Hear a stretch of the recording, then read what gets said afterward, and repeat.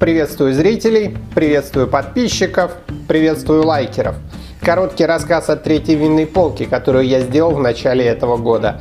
Первые две я склеил из шпона. Они гладкие и покрыты маслом. Это полка из сосны, и отделка будет совсем другой. Будет броширование. Я хочу подчеркнуть фактуру дерева и сделаю это с помощью обжига. Хотя все полки разные, их объединяет одно. Идея сделать такую полку для вина пришла мне в голову на новогодних каникулах. Я был в Москве, обедал в одном ресторане, и там, на стене, был нарисован профиль винной бутылки.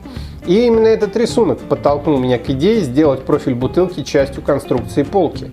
А что лучше всего хранить в полке в виде бутылки? Конечно, вино. Так появилась первая полка.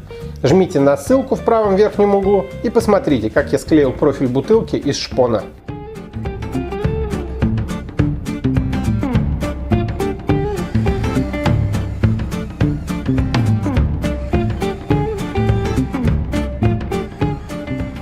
Я сделал оснастку для дрели и с ее помощью смог просверлить отверстие в заготовке для 2 балок. Точно и аккуратно. Сначала сверлю отверстие, потом разрезаю заготовку. Благодаря этому отверстия получились аккуратные. Нет ни вырывов, ни сколов.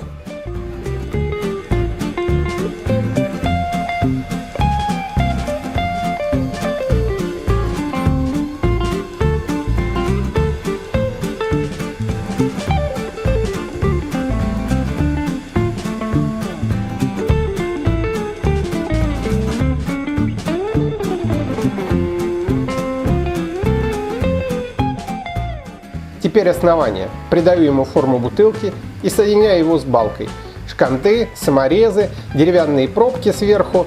Соединение получается надежным и аккуратным.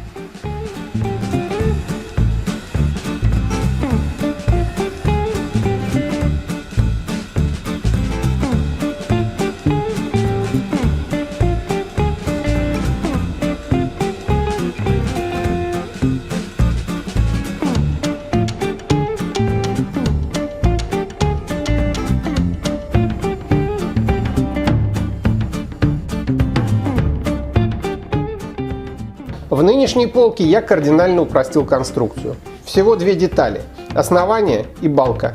В балке 6 отверстий диаметром 32 мм. Бутылки наклонены на 15 градусов, поэтому и отверстия идут не перпендикулярно.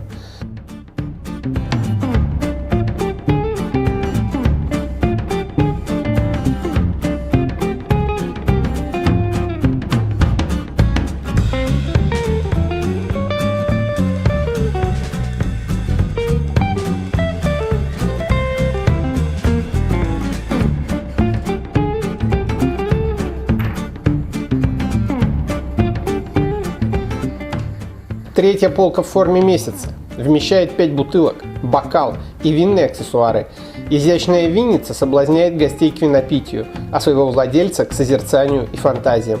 Переходите по ссылке в правом верхнем углу и посмотрите, как форма и содержание дополняют друг друга и создают атмосферу.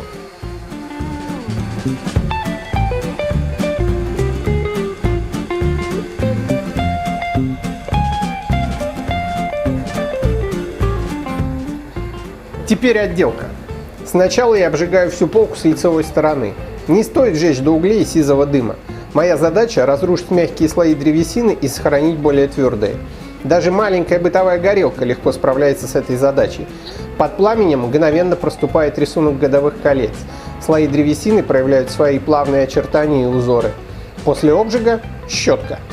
Я использую мягкую нейлоновую абразивную щетку с маркировкой 120 единиц.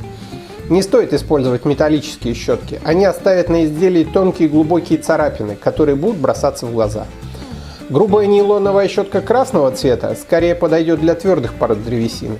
Она запросто убирает твердую часть мягкой сосны, и рельеф становится менее глубоким, а поверхность менее выразительной. Уголки и мелкие детали можно почистить ручной латунной щеткой. А вот отверстия мне пришлось чистить стальным ёршиком. Ничего другого купить я не смог. После щетки остается ворс. Его надо убрать, шлифуя вдоль волокон. Я использую насадку с абразивом и ручную абразивную губку. Брошированные изделия можно покрывать морилкой и лаком. Я использую тонированное мебельное масло в 2 слоя. Масло жидкое и легко проникает в поры. Сперва нанесение с излишком, Выдержка 15-20 минут, и когда масло начнет становиться вязким, необходимо убрать излишки ветошью и слегка располировать поверхность. Покрытие будет гладким и шелковистым.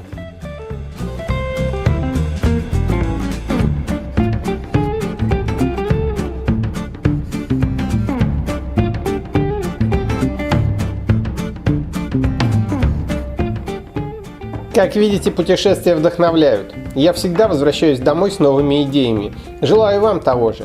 На этом все. До свидания. Подписывайтесь на канал, оставляйте лайки и комментарии. Пока!